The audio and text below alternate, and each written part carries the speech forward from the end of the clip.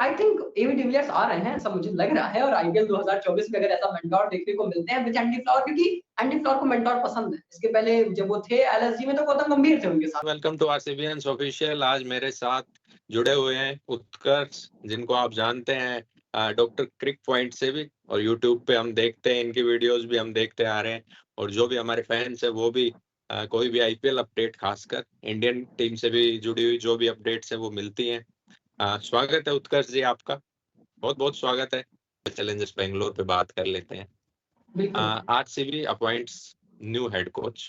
खबरें ये हैं पोटेंशियली एबी डिविलियर्स को भी साइन कर सकते हैं, लेकिन जहां तक मुझे हल्की फुल्की नॉलेज है तो वो उस लिहाज तक रोका गया है कि बिग अनाउंसमेंट, अनबॉक्सिंग इवेंट जो आजकल ब्रांड बना दिया है रॉयल चैलेंजर्स बेंगलोर ने, तो कुछ ऐसा एक्साइटेड अनाउंसमेंट वहां के लिए भी रखा जाए। खैर, उसको हम बाद में डिस्कस करेंगे। एंडी फ्लावर को आप कैसे देख रहे हैं, और माइक हैसन के टेन्योर को कैसे आपने जज किया? देखिए रोहित भाई, इस पर मैंने ऑलरेडी वीडियो की थी। अगर आपने देखी होगी या आपके दर्शकों ने देखी होगी, तो मैंने बहुत ही क्लियरली उसमें बोला था कि for me Mike Hesson was a good head of cricket operation. He was decent. क्योंकि देखिए, जब भी आप उठाकर देखेंगे उनका इतिहास, जब से उन्होंने टीम के साथ जुड़े, आपकी टीम ने वो 4 में से 3 बार उन्होंने प्लेऑफ्स का सफर तय किया। And that was a big achievement. मतलब इतनी consistency, to be very honest, आपको एक्सेप्ट करनी पड़ेगी, आरसीबी की कभी नहीं रही है। पूरे आज तक के आईपीएल इतिहास में नहीं रही थी। तो वो चीज आई। उन्होंने कुछ ब्लंडरस डिसीजंस भी लिए, कुछ बड़े नाम छोड़े भी, लेकिन कुछ बड़े नाम टीम में लाए भी हैं। फिर चाहे वो ग्लेन मैक्सवेल जैसे प्लेयर्स रहे हों, अब उनका आना आपकी टीम के लिए वो बहुत बड़ा बूस्ट है। आगे चलकर ये सब मतलब आगे चलकर क्या, ये सब अभी बहुत बड़े-बड़े प्लेयर्स हैं। तो Faf du Plessis as a leader, fantastic leader है। तो ये सारी चीजें एक बहुत बड़ा प्लस भी रही हैं, कुछ लॉस भी रहे हैं। उसमें युजवेंद्र चहल सबसे बड़े लेवल पे आएंगे कि क्या किया उन्होंने। I mean we can debate all day on Yuzvendra Chahal, और फिर भी हम किसी कंक्लूजन पर नहीं पहुंचेंगे क्यों ऐसा किया आरसीबी टीम ने। जो लॉजिक देते हैं, मुझे तो मतलब लॉजिक है पर बेतुके ही लगते हैं, पर ठीक है, अभी क्या ही कर सकते हैं। पर टू बी वेरी ऑनेस्ट, मुझे लगता है कि माइक हसन का टेन्योर ओवरऑल, जब मैं ये पॉजिटिव्स और ये नेगेटिव्स दोनों चीजों को हाईलाइट करके बताता हूँ, मुझे लगता है it was very good, it was pretty good. क्योंकि उन्होंने अच्छा किया। भले टीम वो क्या, माइक हसन का स्टेटमेंट आया था कि वो थोड़ा सा मैं डिसअपॉइंटेड इसलिए हूँ क्योंकि वो ट्रॉफी, वो जो हमारा एक लक्ष्य था, वहां तक हम नहीं पहुंचे। पर फिर भी मुझे लगता है उन्होंने एक अच्छी, एक strong team with strong leaders कहीं ना कहीं जरूर क्रिएट की है, जो आगे चलकर मतलब वो जो ट्रॉफी का सूखा है उसे पूरा कर सकते हैं। And when it comes to Andy Flower, Andy Flower is one of the best coaches जो आप अक्रॉस देखेंगे league, especially in league cricket. जब भी आप आईएल टी20 उठाकर देखिए, आप पीएसएल में देखिए, उनकी सक्सेस स्टोरी बहुत बेहतरीन रही है। उन्होंने मतलब तमाम टीमों को एसए20, मतलब बहुत सारे टूर्नामेंट ऐसे, मैं तो कोई टूर्नामेंट याद भी नहीं है जहां पे वो कोच रहे हैं। And under his leadership team has done fantastic. Specially आप एशेस उठाकर देखिए यार, वो टीम के साथ जुड़े रहे और एशेस में क्या सफलताएं उन्होंने दिलाई as a mentor, as a coach and all. तो बहुत बेहतरीन रहे हैं। एंडी फ्लावर लखनऊ के साथ जुड़े, नई फ्रेंचाइज आई, 2 बार प्लेऑफ्स में गए। तो जिनके भी साथ वो रहे हैं, आप उनकी सक्सेस स्टोरी उठाकर देखेंगे, वो काफी बेहतरीन रही है। अब उनकी कमराडरी यहाँ पर पहले भी फाफ डू प्लेसेस के साथ रह चुकी है विद अदर टूर्नामेंट। अब यहाँ पर वो किस तरीके से आरसीबी के साथ कनेक्ट होते हैं, one of the biggest franchise in the world cricket, ये हम सभी लोग जानते हैं। चाहे आप उनके फैन बेस उठाकर देखें, इंप्रेशन उठाकर देखें, लाइक्स फलाना फलाना, एवरीवेयर दे आर डोमिनेटिंग। तो आई थिंक एंडी फ्लावर की साइन बहुत अच्छी है, और माइक हसन का टेन्योर भी बहुत अच्छा था। और अगर आपका तीसरा सवाल, मैं वैसे सारे के एक ही साथ जवाब दे रहा हूँ अगर आपके तीसरे उस पे आते हैं, एबी डिविलियर्स। देखिए, आरसीबी के बारे में मैं एक चीज बहुत क्लियरली बोलता हूँ। RCB is a team which knows how to create fan base. ये बहुत अच्छे से जानते हैं कि इनको, वो कहते हैं ना कि वो थोड़ा सा रौला बना रहना चाहिए, ये अपना रौला एकदम मेंटेन करके रखते हैं। इन्हें पता है कि हमें क्या करना है फैंस को और ज्यादा फैंस बनाने के लिए। अब इनको पता है कि भाई अगर अपन गलती से भी एबी डिविलियर्स को ला दिए ना, वो एबी के बहुत बड़ा फैन बेस है, बहुत बड़ा फैन बेस है, जो हमेशा आरसीबी आरसीबी कहता है। और अगर वो किसी भी तरीके से हमारे लिए प्रेजेंट रहे, इससे बड़ा बूस्ट हमारे लिए कुछ नहीं होगा। तो RCB is a team which knows how to play good cricket as well as how to get good audience. ये दोनों काम बहुत अच्छे से करते हैं। तो आई थिंक एबी डिविलियर्स आ रहे हैं, ऐसा मुझे लग रहा है। और आईपीएल 2024 में अगर ऐसा मेंटोर देखने को मिलते हैं विद एंडी फ्लावर, क्योंकि एंडी फ्लावर को मेंटोर पसंद है। इसके पहले जब वो थे एलएसजी में तो गौतम गंभीर थे उनके साथ, तो यहाँ पर भी उन्हें कोई ना कोई सहयोगी तो चाहिए ही रहेगा। सो यू नेवर नो, क्या पता AB de Villiers one of the best business अगर रहेंगे आरसीबी के साथ, तो जो उनके इनपुट्स हैं इन क्रिकेट वो तो अनबिलीवेबल है, मतलब उस पर तो कोई बात ही नहीं करनी चाहिए, क्योंकि वो हम सभी जानते हैं वो किस लेवल के क्रिकेटर रहे हैं और क्या एक्सपीरियंस उनके पास है। एंड सेकंड थिंग, उनके साथ जो फैन बेस भी आएगा वो एवर स्ट्रांग और ज्यादा आरसीबी कम्युनिटी को स्ट्रांग ही बनाएगा। फैन बेस की बात तो है ही, फैन बेस तो उनका स्ट्रॉन्ग है, और ऐसी बहुत कम franchises across world, not only in cricket, football, NFL, NBA, कोई भी आप उठा के देखेंगे तो बिना ट्रॉफी के इतना फैन बेस। खैर उसकी बात मैं नहीं करूंगा वरना सब लोग कहेंगे कि अपने मुंह में क्यों मिट्टू बनना। खैर, लेकिन इसके साथ साथ एक और सवाल मैं आपसे पूछना चाहूंगा, जस्ट ए गैस, कि डायरेक्टर ऑफ क्रिकेट ऑपरेशन आने वाले 1-2 महीने में जो है अनाउंस होगा, ये राजेश मेनन जी जो हमारे वीसी हैं, उन्होंने कहा है, तो कोई गैस आप लगाना चाहेंगे कि डायरेक्टर ऑफ क्रिकेट ऑपरेशन कौन एक अच्छा ऑप्शन हो सकता है रॉयल चैलेंजर्स बैंगलोर के लिए? ऑनेस्टली इट्स अ गेसिंग गेम, क्योंकि कोई इनपुट तो है नहीं, बट और सही बात तो अभी आरसीबी मैनेजमेंट ने खुद भी डिसाइड नहीं किया, वरना वो ये नहीं कहते कि 2 महीने बाद बताएंगे, वो कहते कि हम 1 हफ्ते में अनाउंस कर देंगे, तो उन्हें खुद भी नहीं पता कि हमारा हेड ऑफ क्रिकेट ऑपरेशन कौन होगा। पर ये समझ में आ रहा है कि वो नए सिरे से शुरुआत करना चाह रहे हैं, बिल्कुल ही। तो अगर एंडी फ्लावर हेड कोच है तो क्या रवि शास्त्री आ सकते हैं, Virat Kohli, Ravi Shastri head of cricket operation, not a bad option honest, to be very honest. पर सवाल ये है कि क्या रवि शास्त्री क्रिकेट ऑपरेशंस को मैनेज कर सकते हैं? It's not about being head coach, ये अलग पोजीशन है। यहाँ पे सिर्फ आपको वो टीम को कंट्रोल करके प्लेइंग 11 डिसाइड करके मैनेजमेंट को डिसाइड करके खिलाना नहीं होता, आपको एक एक छोटी से लेके बड़ी चीज पूरे क्रिकेट की मैनेज करनी रहती है, थोड़ी सी बड़ी जॉब है। तो वो एक चीज है कि क्या वो कर सकते हैं, मतलब कर तो सकते हैं ये, मतलब क्या उनके पास वो एक चीज का एक्सपीरियंस है, ये बस मैं वो चीज कहना चाह रहा हूँ। सो वो देखने वाली बात रहेगी, maybe Ravi Shastri, you never know, but guessing game ही है, अभी कोई आइडिया है नहीं टू बी वेरी ऑनेस्ट इस चीज का। बिल्कुल, रवि शास्त्री आएंगे, फैंस फेवरेट। देखो रवि शास्त्री और विराट कोहली का जो ड्यूओ है, वो भी उतना ही इक्वली फैन बेस रखता है, और मतलब मैं तो ये कह रहा हूँ कि वही बात है जैसे माइक हैसन ने कहा कि भाई ट्रॉफी नहीं आई, मलाल है। रवि शास्त्री विराट कोहली के टेन्योर में भी ट्रॉफी नहीं आई, मलाल है। लेकिन टीम मैनेजर इंडिया के लिए रहे हैं रवि शास्त्री 14 से 17 की अगर मैं बात करूं, हेड कोच से पहले थोड़े टाइम के लिए वो रहे टीम मैनेजर। आ सकते हैं, इफ्स एंड बट्स हैं, पॉसिबिलिटीज हैं, भाई पॉसिबिलिटी है, आ भी जाए नहीं भी आए, या फिर कुछ और जो है वो दिमाग में, क्योंकि मैं ये भी कहना चाहूंगा कि रॉयल चैलेंजर्स बैंगलोर एकमात्र ऐसी फ्रेंचाइजी है जिसकी न्यूज कभी लीक नहीं हुई कि भाई रिपोर्ट्स ये आ रही हैं। आपने देखा होगा कि एंडी फ्लावर को बना दिया था किसी नॉर्थ फ्रेंचाइजी का हेड कोच, राजस्थान का हो चाहे दिल्ली का हो चाहे पंजाब का हो, एकदम से सुबह सुबह अनाउंस कर दिया कि भाई एंडी फ्लावर आ रहे हैं रॉयल चैलेंजर्स बैंगलोर।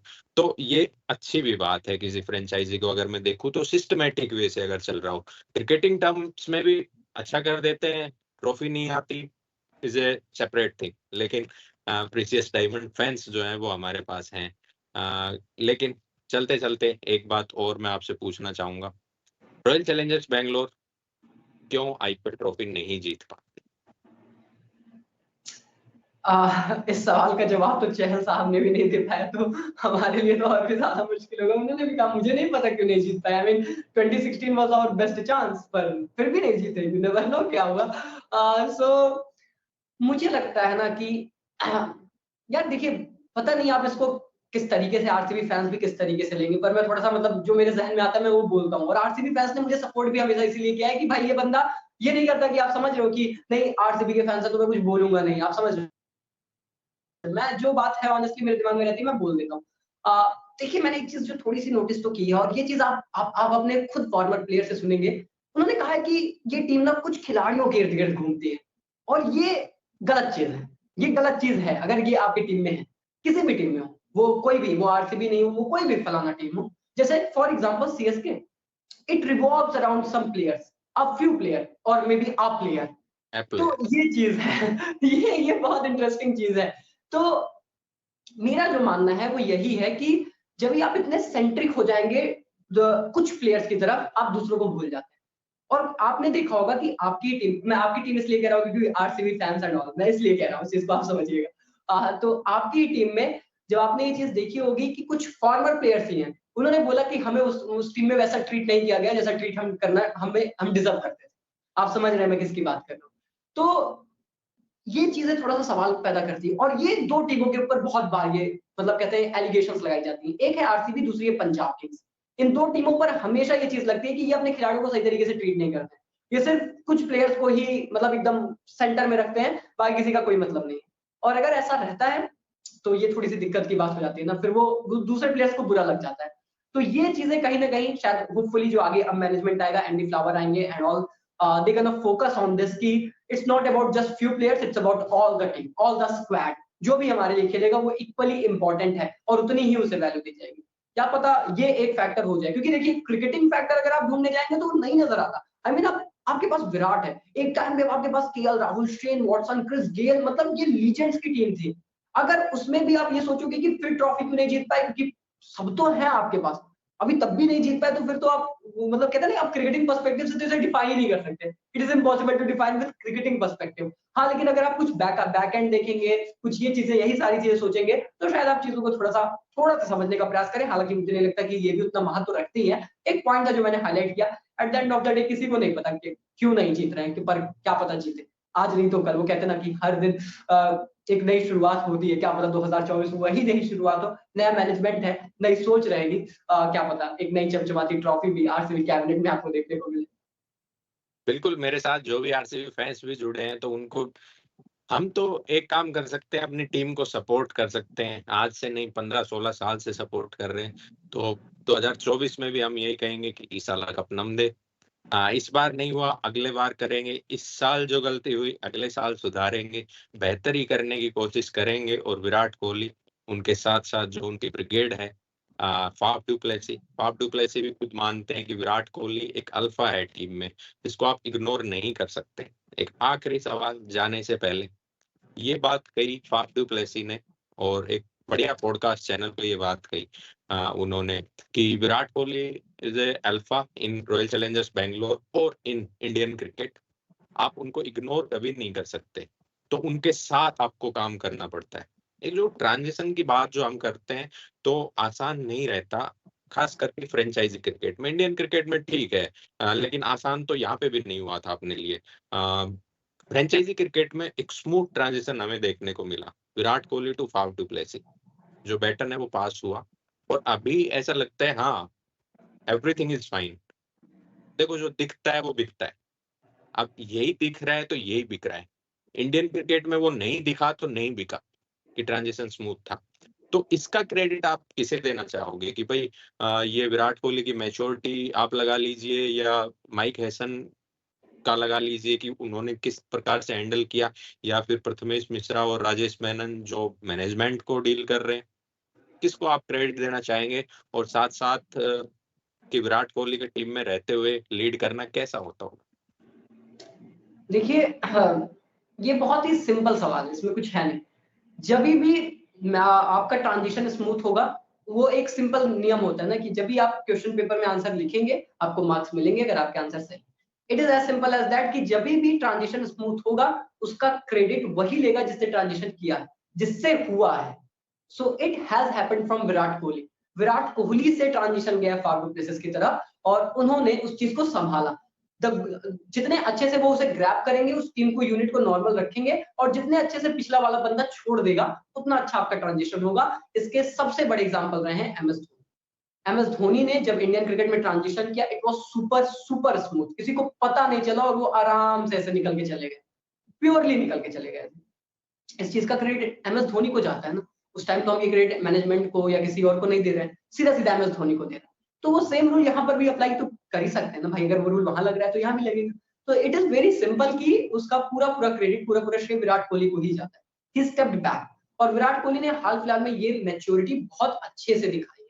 जब भी आप इंडियन क्रिकेट में भी देखें, चाहे आप फ्रेंचाइज क्रिकेट में देखें, और आरसीबी को वो कितना मानते हैं, कितना उसके साथ कनेक्ट है, ये तो शायद कुछ कहने की बात ही नहीं है, तो वही बात है। तो चाहे आप इंडियन क्रिकेट में भी देखेंगे, उन्होंने क्या बोला अभी, जब कितनी बार उन्होंने अपनी पोजीशन ऑफ सैक्रिफाइस की है, कितनी बार शुभमन गिल के लिए, दूसरे प्लेयर्स के लिए, अदर प्लेयर्स के लिए, एक्सवाईजेड प्लेयर्स के लिए, उन्होंने हर बार सैक्रिफाइस किया। सो ही इज द वन जो पीछे हट जाता है, क्योंकि उन्हें पता है कि उन्हें फ्यूचर भी बिल्ड करना है।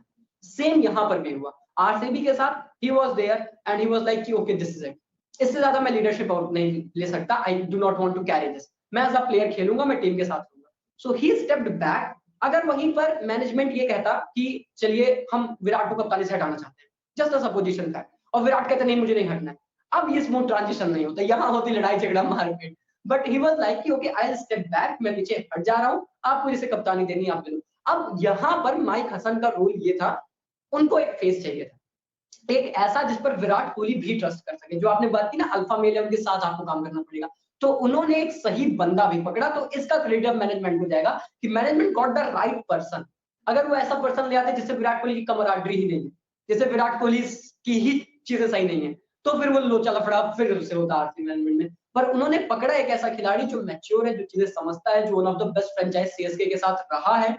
He knows how to play, he knows how to play under pressure, he knows how to win trophies. उन्होंने उस खिलाड़ी को ले आया। विराट कोहली से उनकी कमराडरी हमेशा अच्छी रही है। विराट कोहली, एबी फाफ हमेशा से बचपन के दोस्त है। फाफ, एबी, विराट, इन सबका हमेशा से अच्छा रहा है, तो दे गॉट हिम। अब इसका क्रेडिट मैनेजमेंट को जाता है। तो ये है स्मूथ ट्रांजिशन जिसमें सबने बहुत स्मूथली काम किया। और सबसे बड़ी बात, फाफ को भी मैं क्रेडिट दूंगा कि उन्होंने उस सिस्टम में आने के बाद, आप सीएसके से हट के आ रहे थे, सीएसके में एमएस धोनी है, he covers everything, and then suddenly आप कप्तान बन जाते हैं। RCB one of the most decorated franchise मैं कहूंगा, सक्सेसफुल तो चलिए वो ट्रॉफी से आप डिफाइन करते हैं, बट डेकोरेटेड जरूर है। One of the most decorated franchise है इंडियन क्रिकेट की, एंड वहां पर आप आते हैं और आपको डायरेक्ट लीडर बनना है। अब आपको यहाँ पर थोड़ा सा हम्बल होना, अगर वहां पे फालतू प्लेसेस भी आपने चलाना है, भाई अभी मैं कप्तान बन गया, ये ही वाज वेरी हम्बल। सो ये बहुत सारे इंपॉर्टेंट पॉइंट्स हैं जिन्होंने इस स्मूथ ट्रांजिशन को बहुत ही सक्सेसफुली, बहुत ही आराम से, कहते हैं मलाई की तरीके से, एकदम मक्खन मलाई की तरह कर दिया है। चलिए, बिल्कुल ये थे हमारे साथ उत्कर्ष Tripathi ji, doctor cricket point. RCB के ऊपर बात करते जाएंगे तो शायद मैं तो सवाल दागता ही जाऊंगा, अपनी भी बातें रखता जाऊंगा, उत्कर्ष जी भी जवाब देते जाएंगे, लेकिन फिर कभी हम जरूर बुलाएंगे उत्कर्ष जी को, और ये मना नहीं करेंगे, इतना मैं जानता हूँ, इनको भी आना पड़ेगा, इतना दिन कहता है। चलिए उत्कर्ष जी, आप आए हमारे शो पे, बड़ा धन्यवाद। आगे भी आपको जरूर हम इनविटेशन देते रहेंगे, और जब भी समय आपका लगे तो जरूर कबूलिएगा और आइएगा, और हमारे फैंस के साथ भी बात करिएगा। जो लोग अब तक उत्कर्ष जी के चैनल पर नहीं गए, डिस्क्रिप्शन में जाइए, बकायदा तो टाइटल में भी हम डाल देंगे इनके हैंडल का नाम, तो वहां पे भी आप जा सकते हैं, और इनको भी सब्सक्राइब कर दीजिए, लाइक शेयर कमेंट करना भी ना भूलिए। Utkarsh ji, thank you for coming to our channel, it's our pleasure to host you. Thank you so much, Rohit, once again for having me here. Very honored to be a part of this community जिन्होंने इतना ज्यादा मुझे support किया है, और जैसा मैंने बताया था शुरू में, immediately I agreed because this is the community जिसने मुझे सबसे ज्यादा सपोर्ट किया है। आप लोगों ने बहुत ज्यादा सपोर्ट किया है, so thank you so much, and it was really a pleasure having here, and hopefully next meeting और भी बहुत ज्यादा तकरीब। Thank you.